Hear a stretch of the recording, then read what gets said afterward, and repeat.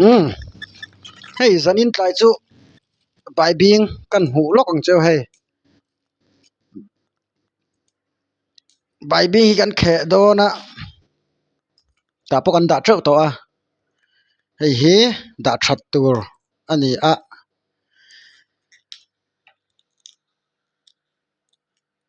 e ka subscriber te le ka viewer te chunga han lom thu soi ve reng teng cái video te min lo thlir sak thina abul tanga top thlenga min lo en sak thina wa hang ka lom ani mo in fel hi ka ti a mi ang in trong kam te kan thiam lova thil soi te po kan thiam lo amaro chu chumi hrengreng chung chuanin min lo thlir sak thin awangin kalom tak meu ani chuanin ka channel kha hei kan monetize ve a subscriber te le ka viewer te zara ama sabera pathian wang ani a pathian in subscriber te viewer thatak tak fel tak tak mi puitling tak tak min pe a chunga wanga ti thei kan dia chu wangin lom thu han soi te hi au om mia lo ni lom thu soi pop pop te hi tha a baka ka soyang khan miang in trong kam te kan thiam lawa kan ti na te la rei lawa chu ti chung po min lo thlir sak thina comment thatak tak te like te min lo pi thina alom om kan lom tak meu ani chuanin min la subscribe lo te khan khongai takin min lo sub ve zung zung zel ula tran min lo lak pui ve mol mol tur han karon som chewa ka video te amu nom lawang ti pok a hria amaro chu soisel mia lawa min lo thlir sak thin awangin lom tak meu ani hei ka channel siam na hi ala rei lawa amaro chu soile soihnu pathianin subscriber te viewer thatak tak te min pe a rina in ka subscriber pon lo pung ve se la kalom khop maya kan entry na ni khata pahni pathum te som te an pun pen jong kan lom ve em thina alom om ve em ani ka van nei hi ka tia ni tin mai hianin aron pung ve le kau thina hei po min du sak wang ka ti lo thei lova in fel thin khop mai trong thiam lo trong kam thiam lo mai ba ga fiam thu hi ka du tel ve boka kai hianin a hriat reng te po hi fiam thuanga ron ze tel hi ka chinga hei hla ka riak na te po ani hrim hei ba ka anuam ve thut ba ka hei thil han ti re thu tak run ma in huam u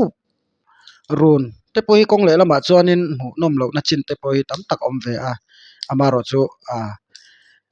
fiam thu tho reng po kha thalem chong lo amaro hun le mun hi kan hriat anga ya min thu tak an soi la ya lo khik vur vur te lo nui vur vur te thale chong mi alawa min fiam thuan thola lo nui du mi lo tu bur ni te hi a tha chuang lo kha a hun le mun kan hriat ram ka tha hey bai bing tuing tang bai bing hi ka duwa kai chu berul no te nen hianin chhumila an thur le marcha hring thlak bok ila in rem em mai ni mo in lan hi khat magate baka video an siaman in an vak hi ka du lo thina ka zak zum ve boka kai po hi amara chu ka subscriber te chunga te ka viewer te chunga te lom thu han soi te hi ka ba ve ani tik tak soi chuan in fel ka ti khop mai nangma ni wanga ka channel changtlunga kalzel ani ti khamin hriat pui ula chuan share te kha min lo ti sak mol mol anga like lama te tran te in lo la anga eng a thei se chuanin pakhat hian voi som te like theula ti te hi ka du khop mai ama ro chu thei lo wang han voi khat chau khani thina chuan ka soi ang khan engemaw hla mani zu zawng deuh te hla lo te pawh in ron requai tu ani chuan comment section lamah khan in ron soi ula pathian rem atia kan dama hriselna tha te min pek ani chuan ka ron ti chuak zelanga amaro chu hei mi har sa ve tak mai kan ni ve a han thei lo chang buai chang te kan nei ve a mi hringin chuan kan nei veka chu tianga te pawh chuanin lo thin rim mai lova rem chang ma sab pera ron ti chhuah zel kha ka tumanga tran kha khongai takin min lo lak pui hram hram zel ro u nangmah ni tel lo chuan he channel hi akal thei lo ti kha mi lo hriat pui ula hei ka sam te hi a hnim tawh khop mai a voina ka me tang ka tia tui ron hodon an ti wang khanin ka chhuak man talawa kan in sakna lampanga te vakal ilawa en ve ilati te ka du ama ro chu ka soi ang khan tui ron hodona an ti a hei a ron hole lowa ka ngei khop mai ka ti tur ka ti lo pha ringota pathian remati chuan kar thar lampanga te pawh kan in sakna lama te kan lakal anga chuta chuan pathian remati chuan kan in sak video te pawh ron dah ka tumanga thai mo thalo mo alom om em awangin ron dah te ka tumanga mase arem lo ero chuanin kha chu kan dah lo te pawh niang chu hei bai bing hi atam khop mai a hei anti lang leila atlom lai an ni boka akor hi vok in an du don lutuk mai akor hi tam don khop mai hi a ui om khop mai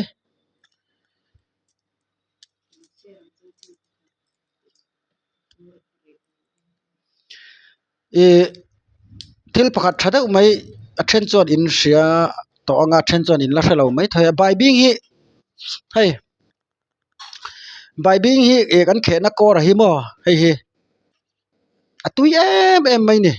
repila kan phorowa kan repa chuan baya te kan thak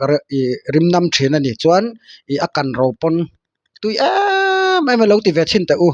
inin chhir ka ring lo tui em mai ni hei bai bing ni na kha adang lam chuang lo reng reng a khoi joking e bai bing hei akor hei bai bing amaro chu bai bing ron om na tur chuanin hei hi tel ve ngai tlat mo chu wangin a pahnia bel bom hi chu bai bing chuanin ka soi tawng khan khongai takin ka channel te kha milo thlir saka ka video da te hindu thu te pawh lo sam lo deuh mai thei le tongkam kan thil soi sual chung thil soi sual te pawh kan lo nei ani chuan comment section lama han ron soila heti jok tur hi lom heti lam tur hi lom ti te kha mi ron hril ula mihring te chu in zir chop zel kan pian tir tra kan tar thlenga in zir chop zel kan ni wang hian chu wangin ron soi te ka hre lo la kan lo in zir ve zelanga ma te pawh kan son chho zel tura kan ngaia wala hei minute kwa le som hnih ani to a khati zong khan ni le phot se choi te pawh ron hnai chho ve le than to a tuna dar ruk ri ve don toin ka hria ole thir tu te le ka viewer te ka subscriber zong zong te in zawa in choi tui vek ula jai hind